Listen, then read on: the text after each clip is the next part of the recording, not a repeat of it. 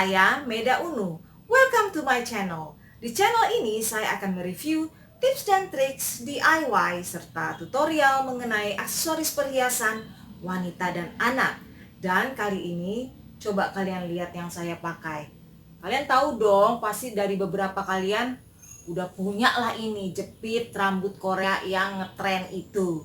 Nah, tapi sometimes kalian merasa gak, kok kayaknya kalian pengen sesuatu yang lain gitu loh, yang lebih cantik dan elegan untuk jepit rambut hias Korea ini. So, bagaimana kalau kita menghiasnya dengan lebih cantik lagi dan pas untuk pergi ke pesta? Nih, aku punya 6 yang sudah dibuat. Tahu ya? Nih, ini satu, lihat itu, dia ada taselnya, bisa bergoyang-goyang. Berikutnya, pakai tasel lagi, warna hijau. Ups. Nah, kalian yang suka warna ungu, nih, tuh cantik kan? Kita bisa hias pakai pita, pakai manik-manik. Ada lagi dong, nih, biru. Tuh, taselnya goyang-goyang nih, ada batu imitasi. Tuh. Ups, ketengan. Nah. Ada lagi. Nih, cantik kan warna orange-nya? Kalian pokoknya pasti bisa berkreasi deh. Tinggal ada jepit Koreanya, kalian tinggal beli pitanya dan manik-manik. Kalian bisa buat sendiri. Tuh. Yuk kita buat satu lagi yuk, supaya kalian bisa ngerti cara langkah-langkah pembuatannya.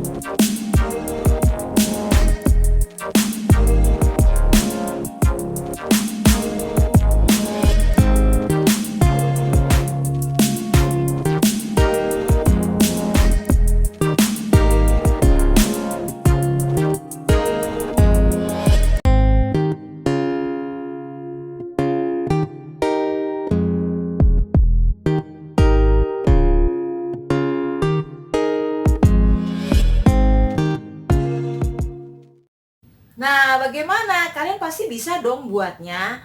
Oke, kayaknya sekarang nih udah cantik ya. Aku udah dandan, udah pakai anting, udah pakai kalung. Sekarang tinggal pakai jepitnya dan siap pergi ke pesta. Coba aku pakai warna yang orange sesuai dengan baju. Coba lihat. Cantik kan? Oke deh.